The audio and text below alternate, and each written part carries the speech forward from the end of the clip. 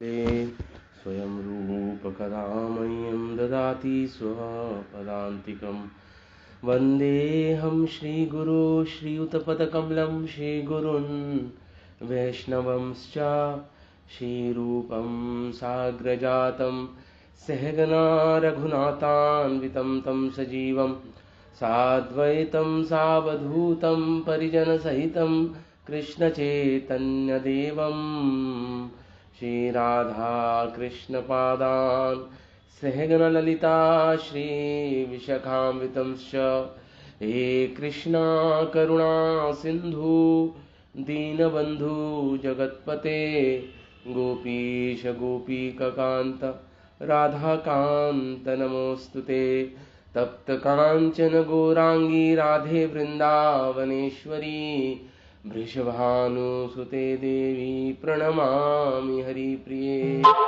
ॐ नमो भगवते वासुदेवाय। ॐ नमो भगवते वासुदेवाय।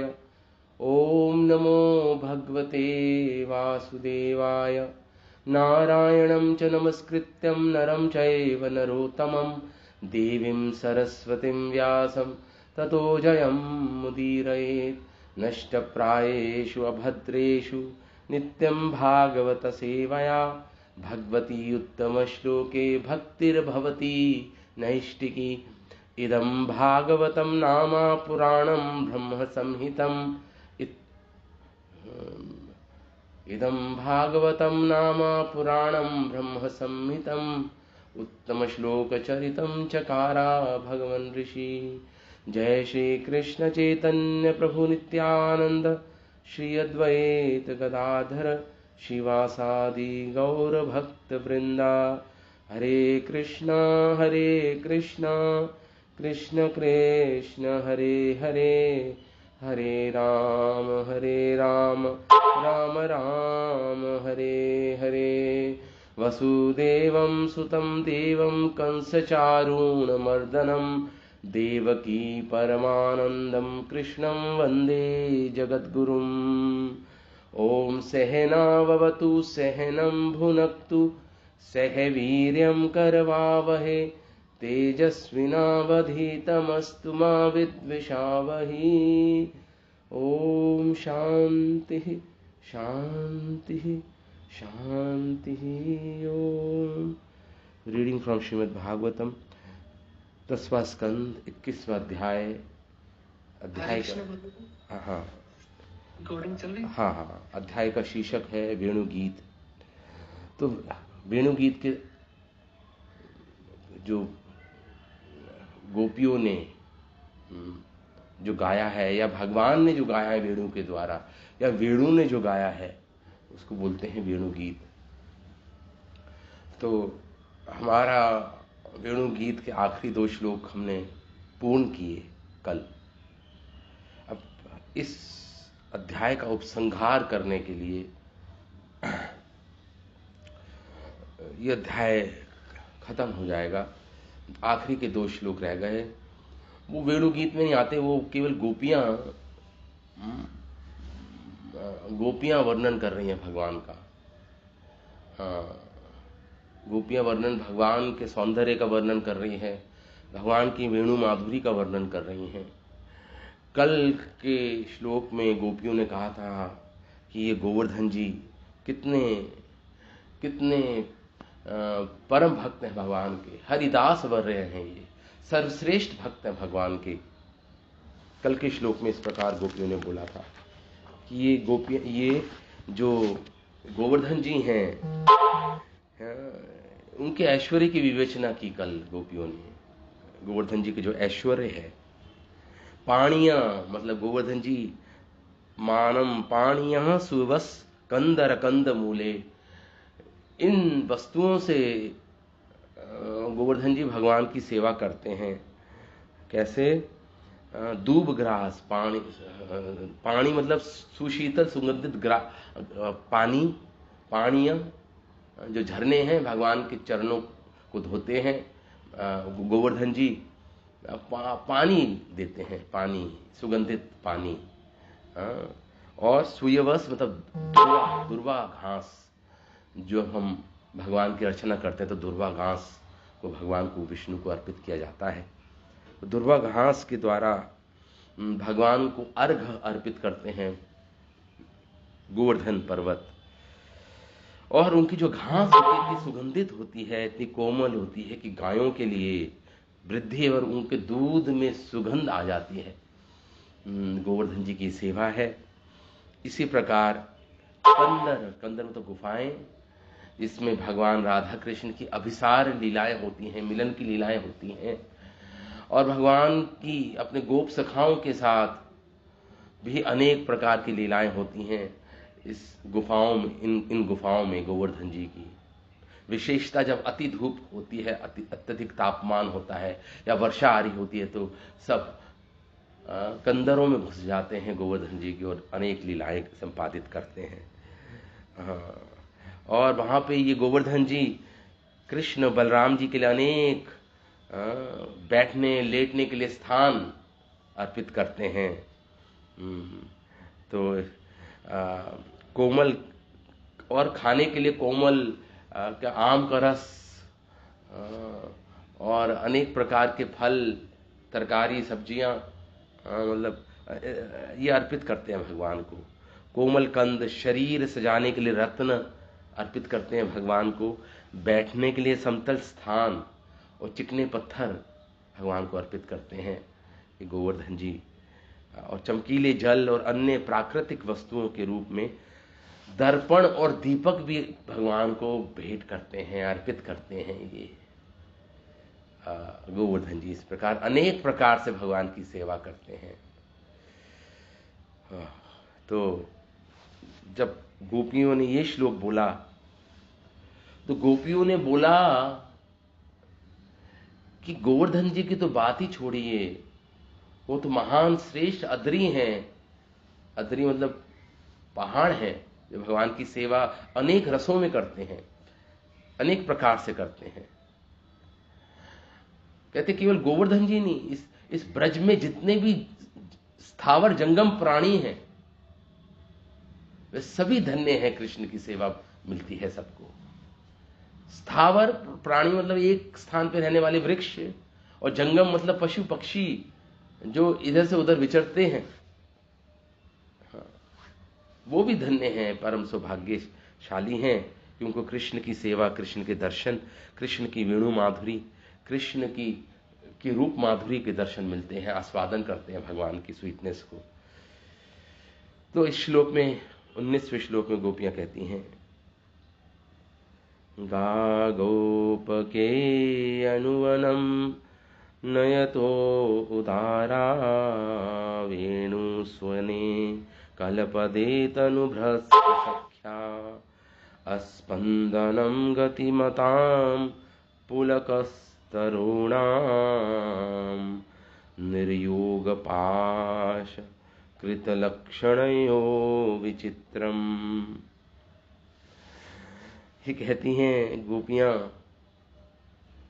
कि चलो चलो चलो, हम सब हम कृष्ण से एकांत स्थान पर कृष्ण के साथ अभिसार करेंगे, कृष्ण के साथ गोपनीय लीलाएं करेंगे, चलो चलो सब चलो।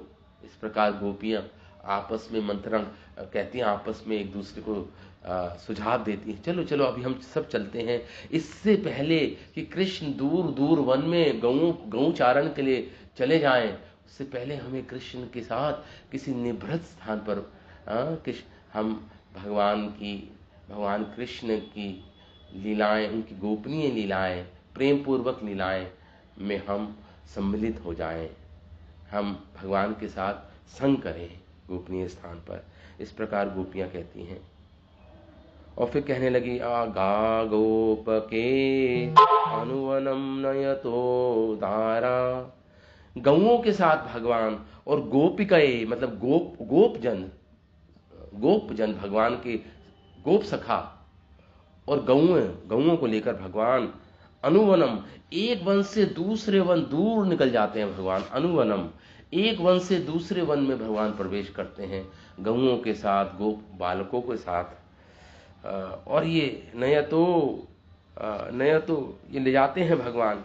उदार, यहाँ पे ये शब्द आया है गोप के शब्द आया है। गोप के, गोप लगा सकते थे लेकिन गोप के लगा रहे हैं। इसका अर्थ ये है कि भगवान, ये गोप का एक और अर्थ होता है, गोप वो जो भगवान गौओं की सेवा करे, गौओं की रक्षा करे, वो भी गोप, और एक भगवान कृष्ण की रक्षा करे, उनकी सेवा करे, वो भी गोप।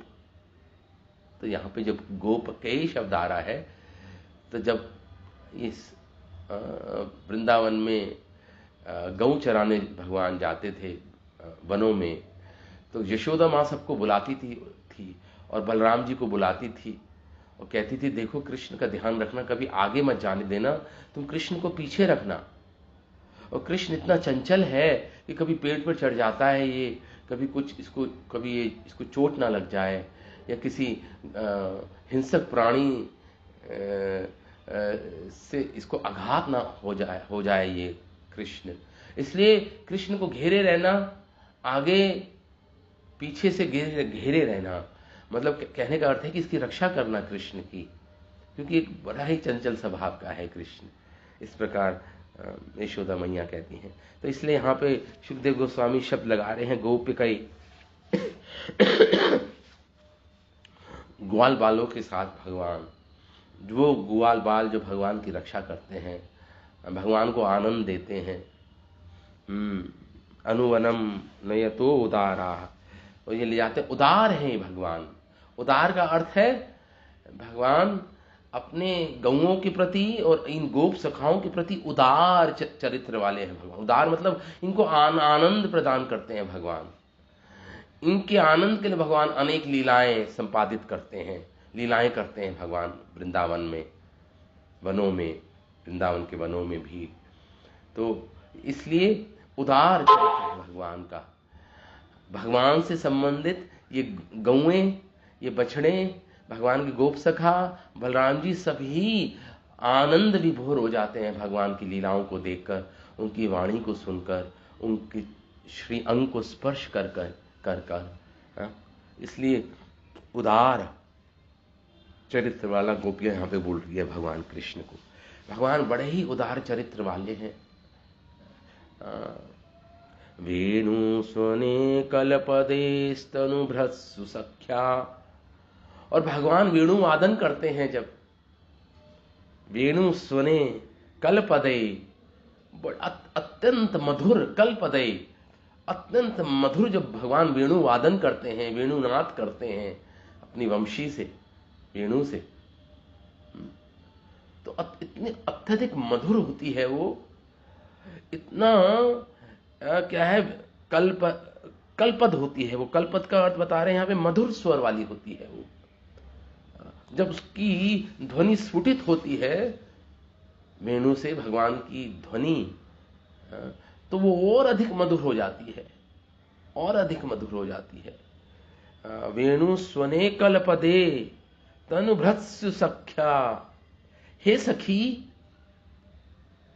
गोपियां बोलती हैं हे सखी, तनुभ्रत्सु, तनुभ्रत्सु, भगवान जो देहधारी जीवों को क्या करते हैं, उनको, उनका पालन करते हैं। देह कैसे पालन करते हैं, स्पंदन गतिमताम, भगवान जब वेणुनाद करते हैं मधुर स्वर से, तो स्पंदम गतिमताम, जो गतिशील जीव होते हैं, मतलब जंगम प्राणी जो होते हैं, जो गतिमान होते हैं, उनको ये क्या कर देता है, उनको स्थावर बना देता है ये वेणुनाद, वेणुनाद का स्वर, ये मधुर स्वर कलपदई, ये क्या करता है, ये विपरीत धर्म बना देता है, विपरीत धर्म वाला बना देता है। जिसका स्वभाव था स्थावर एक जगह रहना, मतलब वृक्ष, उनके वो है रोमांचित हो जाते हैं, कंपन होने लगता है वृक्षों में जब भगवान वेणुनाद करते हैं।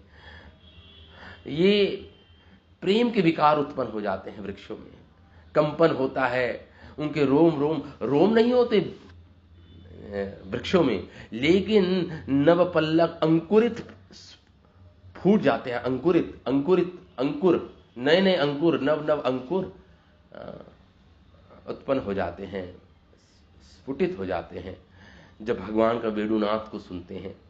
तो वो स्थावर वस्तु जो एक जगह रहने वाली है वो जंगम बन जाती है जब भगवान का वेणुनाद सुनते हैं। और जो जंगम वस्तु है, जो एक जगह से दूसरी जगह गतिमान होती है, वह स्थावर बन जाती है।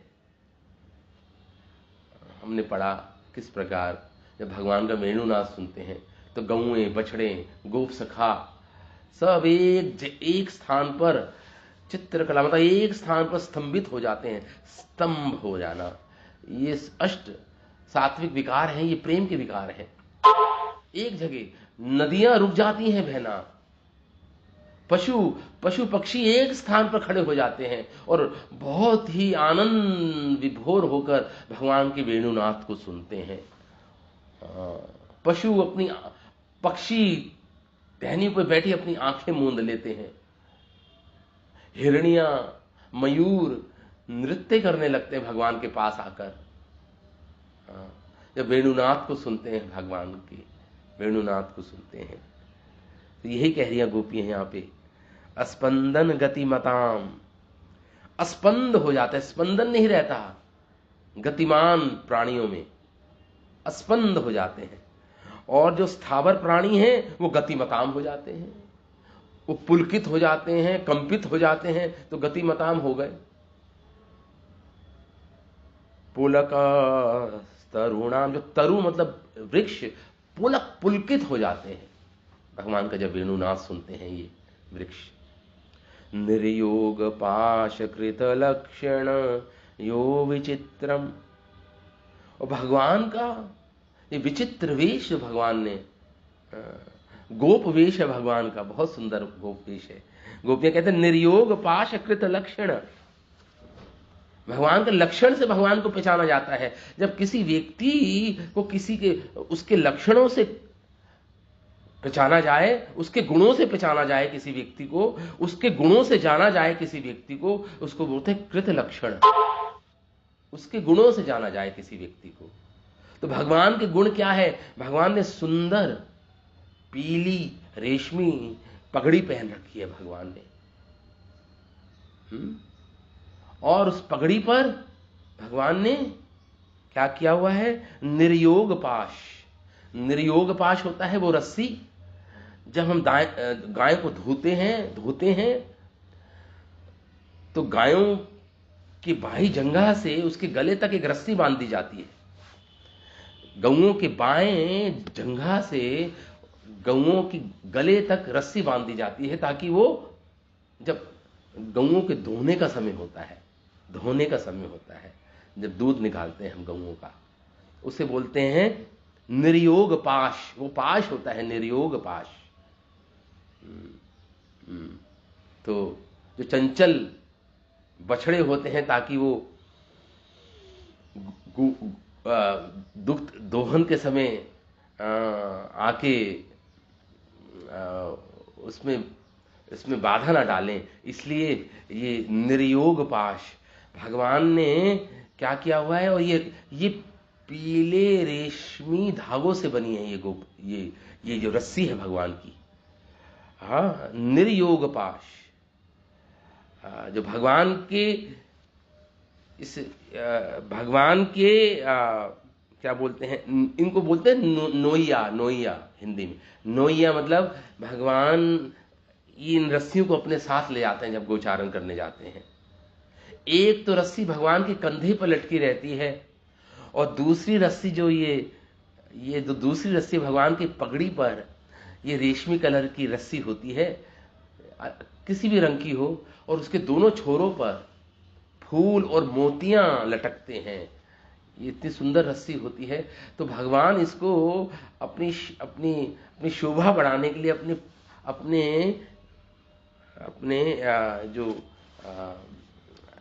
पगड़ी जो होती है भगवान की, उस पे बांध लेते हैं, लपेट लेते हैं इस नोइया को। और इस नोइया के दोनों छोर में क्या होता है? फूल के गुच्छे लटक रहे होते हैं, और अनेक मोती वो लटक रहे होते हैं। तो भगवान इसको अपनी टर्बन पर अपने पगड़ी पर बांध लेते हैं और एक भगवान के कंधे पे होती है रस्सी। तो भगवान एक गोप वेश में है। तो गोपियां कह रही है कितने भगवान का विचित्र वेश है, ये कितना मनोहारी मनोहरम ये वेश है भगवान का, गोप वेश भगवान का। यही कह रही हैं ये। और फिर भगवान वेणु वादन करते हैं। भगवान कृष्ण और बलराम कभी गायों की नोइयां अपने सिर पे लपेट लेते हैं, कभी दूसरी नोई अपने कंधे पर लटका लेते हैं। इस तरह ग्वाल बालों के समस्त उपकरणों से सुशोभित होते हैं भगवान। श्रील विश्वनाथ ठाकुर अपनी व्याख्या में श्लोक पर लिखते हैं कि भगवान कृष्ण तथा बलराम पीताम्बर की नोइयां बनाते हैं। पीताम्बर की नोइयां मतलब रस्सी, पाश, पीत कलर का, पीले कलर के वर्ण का, पीत वर्ण का, पीले रंग का, और जिसमें दोनों सिरों पर मोतियों के गुच्छे और फूलों के गुच्छे रहते हैं। तो भगवान कभी कभी इन रस्सियों को अपनी पगड़ी के चारों ओर लपेट लेते हैं। इस तरह रस्सियां विचित्र भगवान के अलंकार बन जाती हैं। ये रस्सियां भी भगवान की विचित्र अलंकार बन जाती हैं। निर्योग पाश कृतलक्षणयो विचित्रम, ये भी भगवान की विचित्र अलंकार बन जाती हैं ये रस्सियां। ये श्लोक गोपियों ने बोला, मानो कह रही हो गोपी से कि चलो अभी कृष्ण वन दूर चले जाएंगे तो हम सब जाते हैं कृष्ण के पास और उनके साथ एक निभृत स्थान पे अपनी लीलाएं हम कृष्ण के साथ कृष्ण से मिलन करती हैं हम। इस प्रकार ये 19वां श्लोक गोपियों ने बोला। तो इस पे हमारे आचार्यगण लिखते हैं, का गोपिकै अनुवनं नयतो दारा वेणुस्वने कलपदे सनुभृत्सु सख्या। हे सखी, अस्पंदन गतिमतां पुलसा पुलः तरुणा निर्योग पाशकृत लक्षणयो विचित्रम। हे सखियों, श्री दाम सुबल आदि गोप बालकों के साथ वन गोचारण करते निर्योग और पाश से सजे श्री कृष्ण बलदेव जब मधुर ध्वनि निकालते हुए वेणु बजाते हैं भगवान कृष्ण, तो जंगम सचल प्राणी निस्पंद हो जाता है और स्थावर प्राणी पुलकित हो उठता है। ये बड़े ही आश्चर्य की बात है। इस प्रकार ब्रज देवियां अपनी सखियों के आगे वृंदावन विहारी श्री व्रजराज की नाना प्रकार की विचित्र लीलाओं का वर्णन करते हुए तन्मय हो गई। एवं विधा भगवतो या वृंदावन चारिणा, इस प्रकार भगवान कृष्ण की वृंदावन चारण की लीला का एक दूसरे से वर्णन करने लगी गोपियां। वर्णनती और मिथो एक दूसरे के साथ वर्णन करने लगी गोपियां भगवान कृष्ण की वृंदावन चारण की लीलाएं, अनेक विविध लीलाएं भगवान की गोपियों।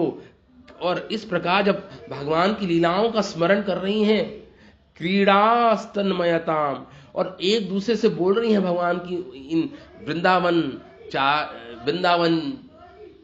में जो भगवान विचरण करते हैं, गौओं को चराते हैं, जो भी ये लीलाएं जो एक दूसरे से बोल रही हैं गोपियां, और इस प्रकार तन्मयताम ययु, तन्मय हो जाते हैं उनके मन। इतनी तन्मयता हो जाती है भगवान कृष्ण की क्रीड़ाओं का स्मरण करके, एक दूसरे से व्याख्यान करके, कि गोपियां कहती हैं चलो अब हम कृष्ण के पास चलती हैं, कृष्ण के पास चलती हैं हम। इस प्रकार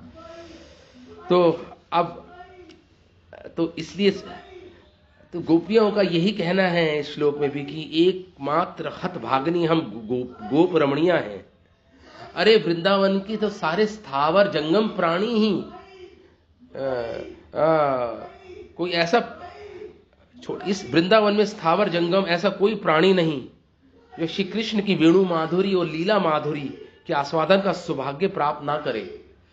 वृंदावन के सारे जंगम प्राणी, स्थावर प्राणी, कोई ऐसा नहीं बचा जो भगवान की वेणु माधुरी और भगवान की लीला माधुरी का आस्वादन ना करें। सब हर हर कोने कोने में ब्रज में लीला होती है भगवान की, और सब इसलिए केवल हमें छोड़कर वृंदावन के सारे चर प्राणी परम धन्य हैं, परम धन्य हैं, परम धन्य है, गोपियां कहती है। श्री कृष्ण बलदेव, श्री दाम, सुबल आदि गोप बालों के साथ असंख्य गो महिष आदि पशुओं को एक वन से दूसरे वन में चराते भ्रमण करते, तब अति विस्तीर्ण अचल व्यापी वृंदावन स्थावर जंगम जीव उनकी रूप माधुरी के दर्शन करते और भगवान की मधुर वेणु गीत का श्रवण का सौभाग्य प्राप्त करते। हम लोगों के पास वैसा पुण्य का अभाव है, गोपियां कहती हैं, जो विधाता ने हमें गोपी बनाकर वृंदावन के स्थावर जंगम प्राणी की अपेक्षा सौभाग्यहीन कर दिया।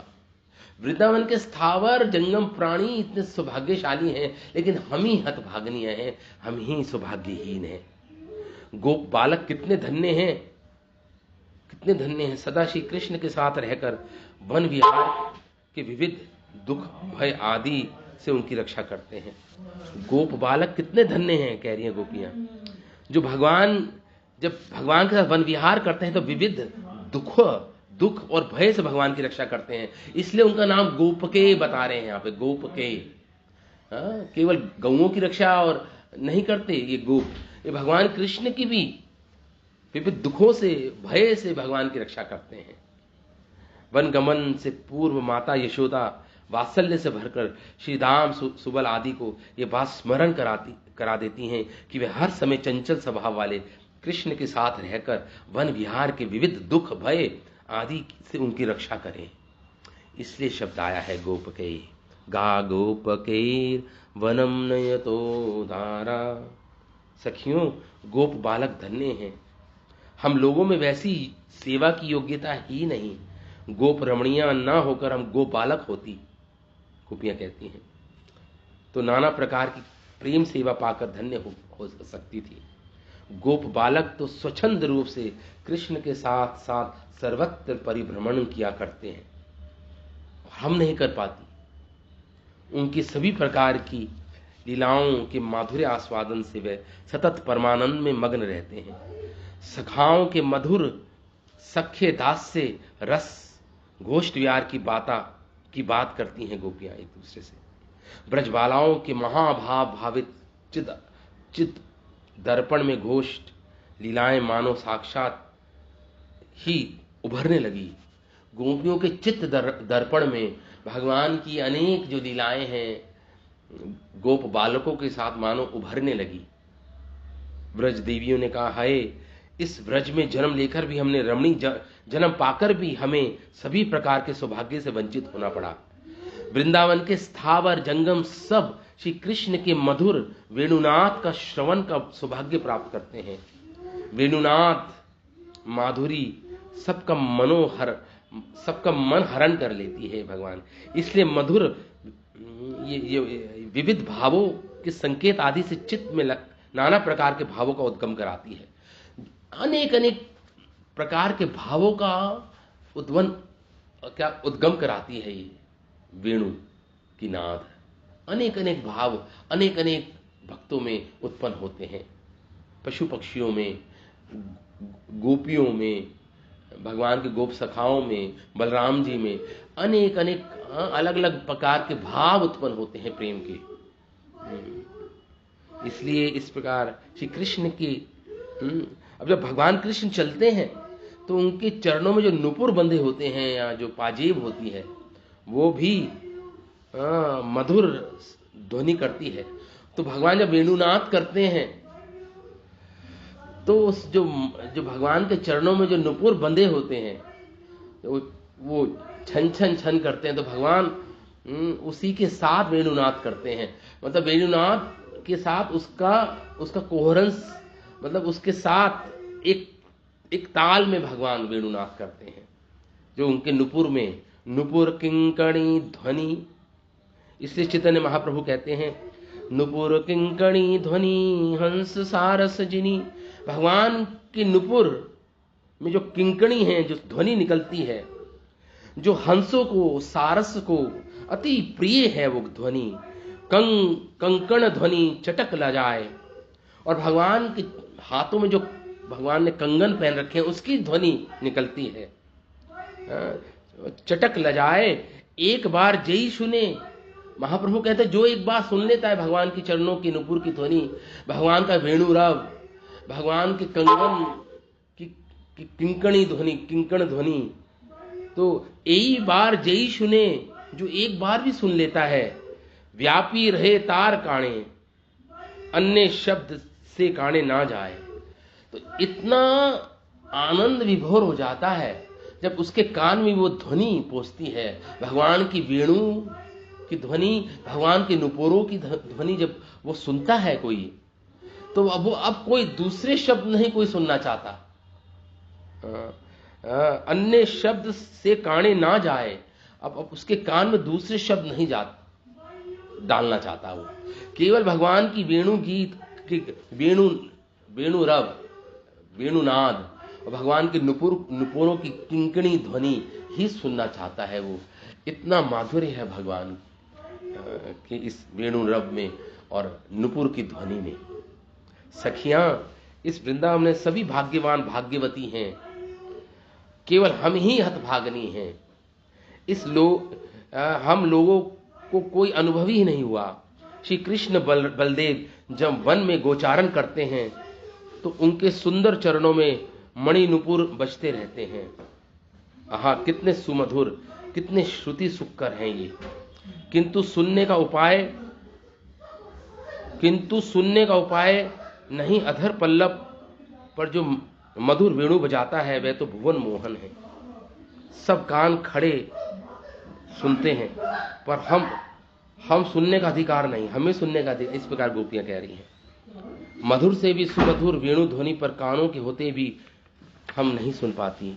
ऐसे अद्भुत वेणु माधुरी की प्राणी मात्र के धर्म विपरीत स्थिति ला खड़ी होती है कि धर्म विपरीत धर्म उत्पन्न हो जाता है। स्थावर जंगम के भाव को और जंगम स्थावर के भाव को प्राप्त करता है।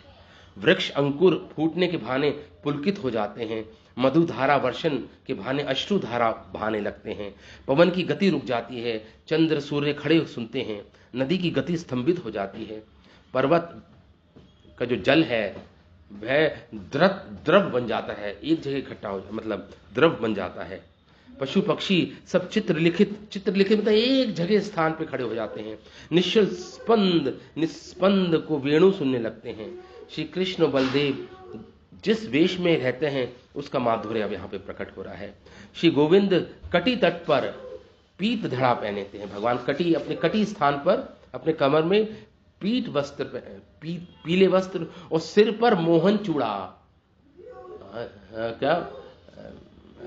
टर्बन, मोहन चूड़ा। भगवान गल देश में अपने गले में वनमाला धारण कर सब नाचते नाचते वन को जाते हैं, तब वह कितने सुंदर मधुमेह होते हैं। इस प्रकार जब रज्जू निर्योग और रज्जु पाश मस्तक और कंधे पर रखकर वन वन विचरते हैं, तब भी उनकी शोभा अतुलनीय होती है, गोपियां कहती हैं।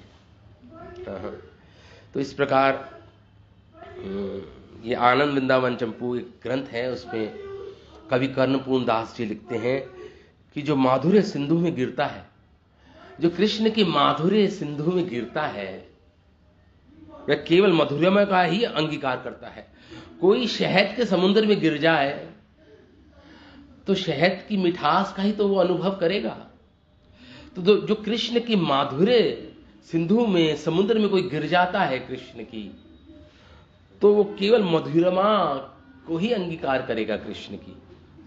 कृष्ण की उष्णीव पगड़ी पर जो भगवान ये जो पाश बांधते हैं, लपेटते हैं, तो भगवान की रमणीयता और भर उठती है और रमणीय हो जाते हैं भगवान। जब रस्सी वो रेशमी नोइया बांधते हैं भगवान अपनी पगड़ी पर, तो भगवान कह रहे हैं यहाँ पे लपेटा भी, वो भगवान ने लापरवाही से लपेटते हैं अपनी पगड़ी पर, वो पाश भी रमणीयता से भर उठता है और रमणीयता, भगवान की रमणता और बढ़ जाती है।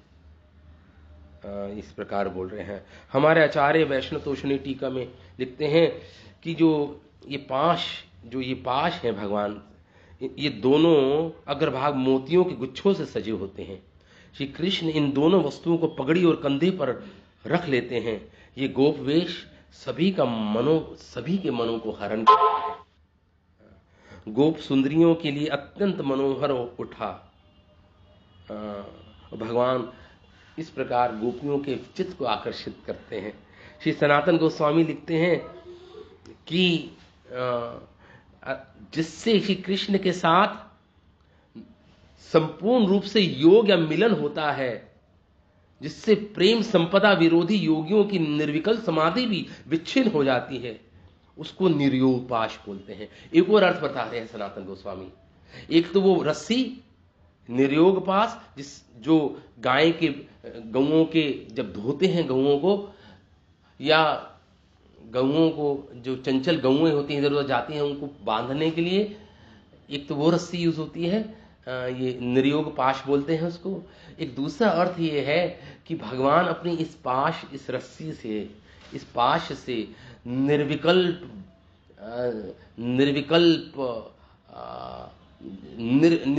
निर्वचनीय समाधि में जो योगी प्रवेश कर जाते हैं, जिनको ब्रह्म ज्ञान हो जाता है, उनको उनकी समाधि से भगवान इस पाश को इस पाश से भगवान मानो उन योगियों के चित्त को अपनी ओर आकर्षित कर लेते हैं भगवान।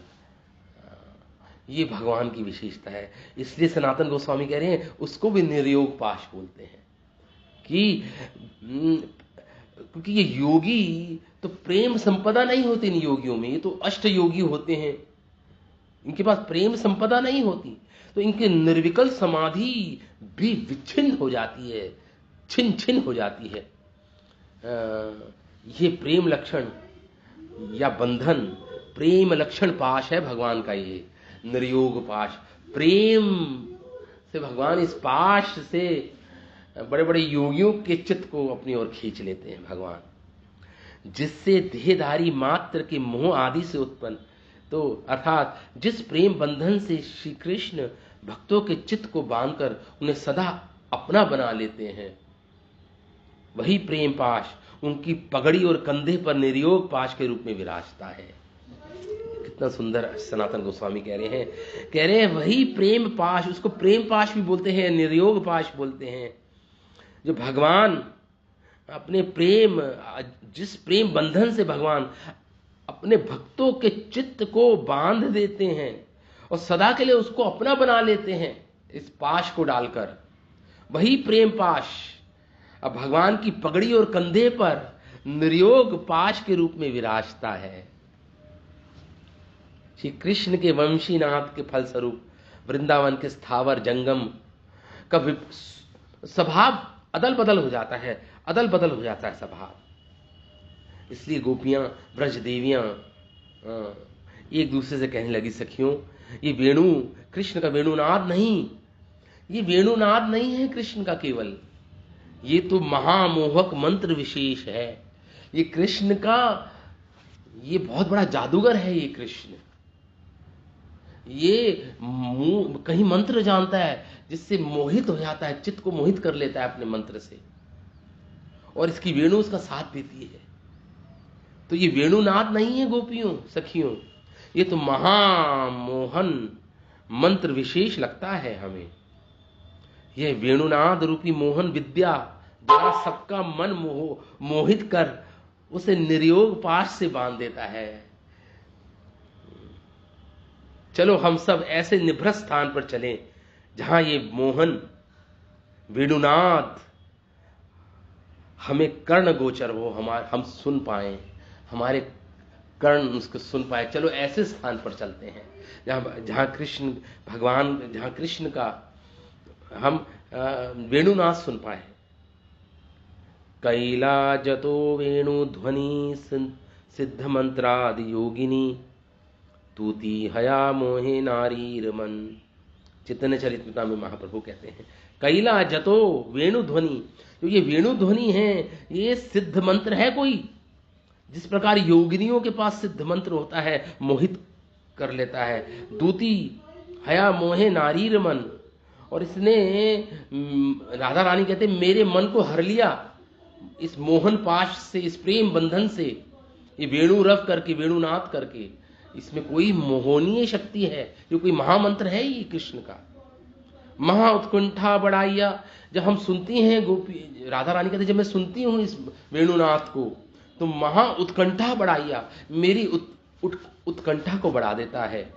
आर्य पथ छड़ाइया, और हम आर्य पथ को छोड़ देती हैं, आर्य पथ को छोड़ देती हैं, आर्य पथ धर्म के मार्ग को छोड़ देती हैं हम। आर्य पथ छड़ाइया आनी तुम्हार करे समर्पण, और हमें ये कृष्ण की ओर खींचे जाती है ये वेणुनाद, और समर्पित करा देती है हमें कृष्ण के चरणों में, कृष्ण के पास ले जाती है, हमें बलात् ले जाती है, हमें मोह महामोह की अवस्था को हम प्राप्त करते हैं। ये मंत्र है कृष्ण का, और हमें कृष्ण को समर्पित करा देती है। कैलाज तो वेणु ध्वनि सिद्ध मंत्रादि योगिनी, ये कोई सिद्ध मंत्र आदि योगिनी है ये वेणु ध्वनि। दूती हया मोहे नारी रमन, ये एक हम जैसे अबला नारियों के मन को हर लेती है ये भगवान की वेणु ध्वनि। महा उत्कंठा बढ़ाइया आरे पत छड़ाइया, ये लौकिक धर्म को छड़ा देता है हमारा ये वेणु ध्वनि। आनी तो माय करे समर्पण, और भगवान को समर्पित करा देता है, हमारे मन पूर्ण रूप से भगवान को समर्पित हो जाता है। इतनी बड़ी ये सिद्ध मंत्र जानती है ये भगवान जानते हैं। श्रीपाद सुखदेव गोस्वामी आखिरी श्लोक में बोलते हैं, आखिरी इसको उपसंहार करते हैं वेणु गीत को। तो श्रीपाद सुखदेव गोस्वामी कहते हैं, एवं विधा भगवतो या वृंदावन चारिणा वर्णन्ति मिथो गोप्या क्रीडस्तन्मयतायु। इस प्रकार सुखदेव गोस्वामी कहते हैं, इस प्रकार एक दूसरे से भगवान कृष्ण की वृंदावन चारिणा, वृंदावन चरण जो भगवान की लीलाएं हैं, वर्णंती वर्णन करने लगी गोपियां, मिथो एक दूसरे के साथ, और गाने लगी, वर्णन करने लगी, क्रीड़ा भगवान की अनेक लीलाएं, और में ये तन्मय हो गई गोपियां, तन्मयताम ययु, और लीलाओं का वर्णन करते करते तन्मय हो गई गोपियां। इस पे बोल रहे हैं हमारे आचार्य जन, श्रीपाद सुखदेव मुनि ने महाराज परीक्षित से कहा, हे राजन, महाभाववती ब्रज देवियों ने इस प्रकार वृंदावन विहारी भगवान कृष्ण की कितनी ही मधुर लीलाओं का वर्णन किया इन गोपियों ने। ये महाभावमती ब्रज देवियों ने भगवान की कितनी ही वृंदावन बिहारी भगवान कृष्ण की कितनी ही मधुर लीलाओं का वर्णन किया। उन सबके वर्णन की सामर्थ्य ब्रह्मा महेश्वर में भी में नहीं। मैं तुमसे क्या कहूं, उन लोगों की उक्तियां का किंचित ही वर्णन किया। कुछ ही वर्णन कर पाई गोपियां भगवान की, जो वृंदावन बिहारी भगवान वृंदावन बिहारी की लीलाओं की कुछ ही वर्णन कर पाई, किंचित ही वर्णन किया। वह स्वयं भगवान है, वृंदावन लीला अशेष ऐश्वर्य प्रकट करते हुए शुद्ध माधुर्यमय है। ये माधुर्य ही उनकी भगवत्ता का सार है। भगवान का जो माधुर्य है, उनकी वेणु माधुरी, उनकी रूप माधुरी, उनकी लीला माधुरी, यही भगवत्ता का सार है, यही भगवान का सार है एक्चुअली, भगवान की ये माधुरी। इसलिए चैतन्य महाप्रभु कहते हैं चैतन्य चरितमृता में, माधुरे भागवता सार, ये माधुर्य ही सार है भगवान का। ब्रज कैलो प्रचार, और ब्रज में इसी का प्रचार करने महाप्रभु भगवान कृष्ण आए, अपने माधुर्य का प्रचार करने। तो क्या माधुर्य भागवता सार, भगवान का सार है ये माधुर्य, और इसी को प्रचार करने भगवान ब्रज में आए। माधुरे भागवता सार ब्रजे कैल प्रचार ताहा शुक व्यासेरानंदन। तो तहाँ शुक व्यासेरानंदन, इसको इस माधुर्यता को सुखदेव गोस्वामी ने, जो महर्षि वेद व्यास के पुत्र हैं, जगह जगह इस श्रीमद् भागवतम की जगह जगह इस माधुर्य को प्रकट किया है। सुखदेव गोस्वामी ने, चैतन्य महाप्रभु कह रहे हैं ताहा शुक व्यासेरानंदन स्थाने स्थाने भागवते वर्णियाची जनाई थे। वर्णन किया है स्थान स्थान पर भागवत में, अनेक जगह इस माधुर्य का वर्णन किया है, जो भगवत्ता का सार है भगवान का। अगर कोई कहे सार क्या है भगवान का, तो ये माधुर्य सार है भगवान का, भगवत्ता का सार है ये भगवान का। स्थाने स्थाने भागवते वर्णियाचे जनाइते, वर्णन करके जनाया, लोगों को बताया सुखदेव गोस्वामी ने भगवान के माधुर्य को। जहां सुनी माते भक्त गण, और जब माधुर्य से भरी लीलाओं को, भगवान की वेणुनाद को, भगवान के रूप माधुरी का जैसा वर्णन है श्रीमद् भागवतम में, जब भक्त लोग सुनते हैं तो मतवाले हो जाते हैं। जहां सुनी माते भक्तगण, माते मतलब पागल मतवाले हो जाते हैं कृष्ण के पीछे, जब ये श्रीमद् भागवतम से इस प्रकार का वर्णन सुनते हैं, भगवान के माधुर्य का वर्णन सुनते हैं। तो ये महाभावमती ये ब्रज देवियां महामाधुर्यमयी वेणु गीत रूपी श्री कृष्ण का वृंदावन विहार वर्णन करते करते उनकी मत्तता में तन्मय हो गई, अर्थात लीला का श्रवण कीर्तन कर वह लीला अनुभव के कारण लीलामयी हो गई। उनकी हृदय में प्रेम अग्नि ज्वाला जलने से वो भिरे के संताप में डूब गई ये गोपियां। और इसलिए भगवान कृष्ण का नाम भी नहीं ले पा रही थी। वे गोपी है ना, यही उनके प्रेम का स्वभाव है। इस वेणु गीत के वर्णन से, प्रेम आरती की वृद्धि से उनका परम सौभाग्य ही प्रदर्शित हुआ है। ये गोपियों का परम सौभाग्य है कि वो विरह की अग्नि में दग्ध हो गई वेणु गीत का वर्णन करते हुए एक दूसरे से। ये तो इस अध्याय का आखिरी श्लोक था ये। तो इस प्रकार ये भगवान की लीलाओं, जब ये लीलाएं सब भगवान, जब वेणु गीत समाप्त हुआ तो सारी गोपियां इकट्ठी होकर भगवान कृष्ण के पास अभिसार करने चली गई, प्रेम करने एक एकांत स्थान पर ये भाग चली सारी गोपियां श्रीमती राधा रानी के साथ। इस प्रकार ये वेणु गीत हमारा समाप्त हुआ। इसको समझना बहुत कठिन है, सुनना, समझना, पढ़ना ही बहुत कठिन है, फिर भी हमने पढ़ा हमारे आचार्यों की टीकाओं के साथ। अगर 1% भी समझ आ जाए तो हमारा जीवन सफल हो जाएगा। भगवान की लीलाएं जो हैं, अगर एक लंपट व्यक्ति भी सुनेगा तो उसके हृदय में जो काम रोग है वो मुक्त हो जाएगा। ये भगवान की लीलाओं, इन लीलाओं को श्रवण करने का फल है, श्रुति फल जिसे बोलते हैं। क्या कि जो हृदय में कई अनेक जन्मों की तृष्णाएं, वासनाएं हैं, उससे मुक्त अगर होना है तो भगवान की लीलाओं का हमें पठन और श्रवण करना चाहिए, ऐसा सुखदेव गोस्वामी कहते हैं। प्रभु जी हरे कृष्ण। हाँ, हरे कृष्ण माता जी। यस।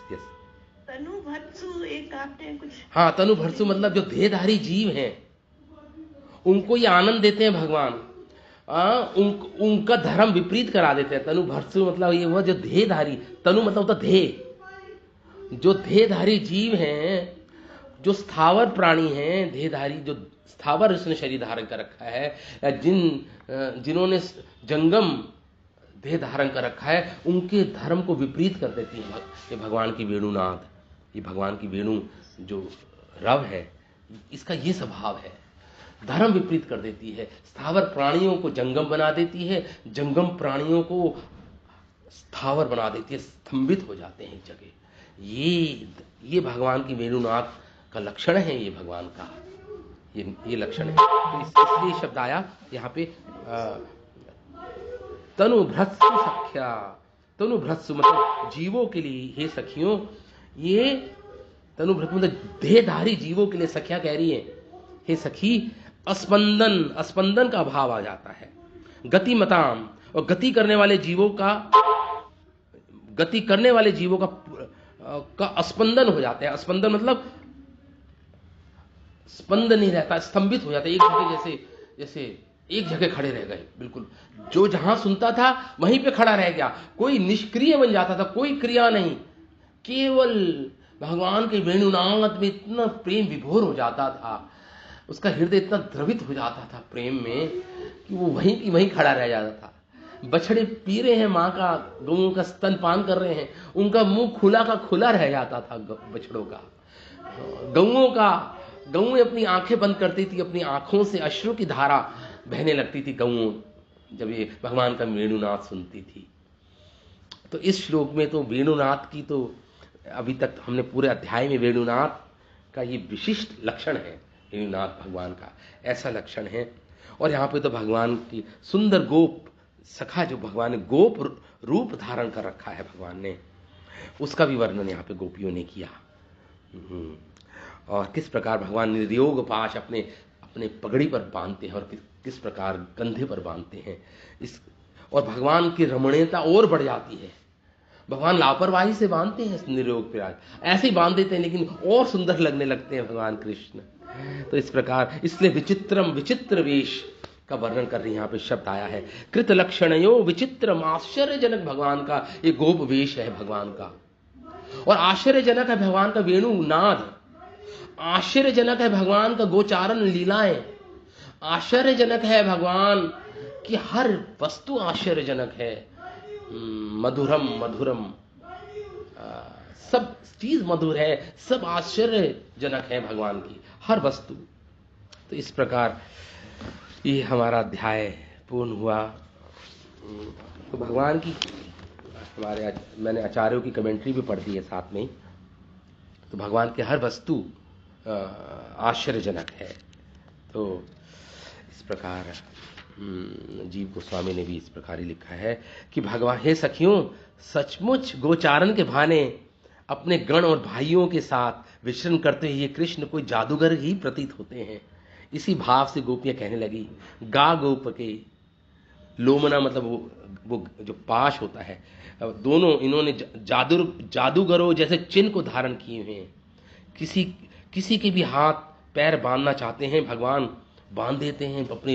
ये एक्चुअली ये पाश होते हैं भगवान का, प्रेम बंधन का पाश है, प्रतीक है ये भगवान ने जो अपनी पगड़ी में और अपने कंधे पे जो रस्सियां बांध रखी हैं, पाश लटका रखा है, ये प्रतीक है कि भगवान सारे प्राणियों को अपने प्रेम बंधन में बांध देते हैं, मानो इनके साथ कोई गोप बालक भी चल रहे हों। तो यहाँ पे इस प्रकार उदार सर्वश्रेष्ठ कृष्ण हैं, उनके वेणुनाद से जंगम। तो इस प्रकार ये हमने सब पढ़ लिया है। तो ये है भगवान का विचित्र, मतलब विचित्र कहने का अर्थ है भगवान अपने सभी निज जनों को विस्मय और मोह प्रदान करते हैं। क्या? भगवान की गौएं, भगवान के गोप सखा, भगवान की वेणुनाद, भगवान जड़ चेतन की विपरीतता एवं श्रृंगार भगवान का विस्मय मोह देने वाला है, विस्मित करने वाला है, मोहित करने वाला है। इसलिए विचित्रम शब्द आया है श्लोक में। विचित्र, गोपियां कहती हैं अति विचित्र है ये।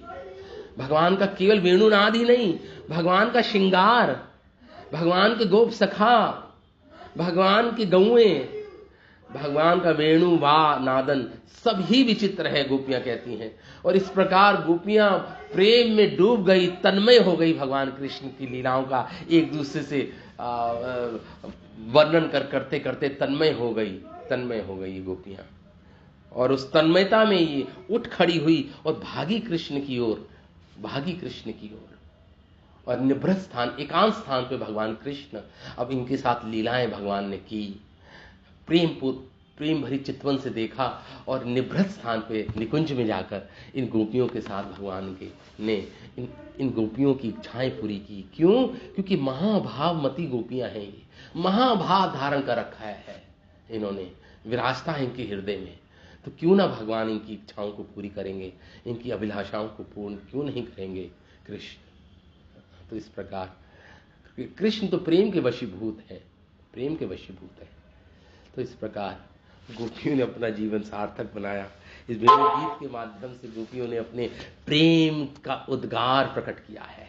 अपने हृदय में जो प्रेम है, वो जो ये गोपियों का उद्गार है, हृदय का प्रेम प्रकट किया शब्दों के माध्यम से गोपियों ने इस वेणु गीत के द्वारा। हरे कृष्ण। तो ठीक है, वहीं पे विराम देते हैं कथा को। ठीक है, कल हम नया चैप्टर होगा, भगवान ने वस्त्रों का हरण किया गोपियों का, ये नया अध्याय हम आरंभ करेंगे कल। तो आज हम वेणु गीत, ये अध्याय हमारा पूरा हुआ, ये 21वां अध्याय है। और इस प्रकार इति श्रीमद्भागवते महापुराणे पारमहंस्यां व्यासिक्यां दशम स्कंदे श्री गोपिका वेणुगीतम नाम के एक अंशु, मतलब 21वां अध्याय ये समाप्त हुआ, वेणु गीत। श्रीमद् भागवतम महापुराण की जय। श्री वेद व्यास संसार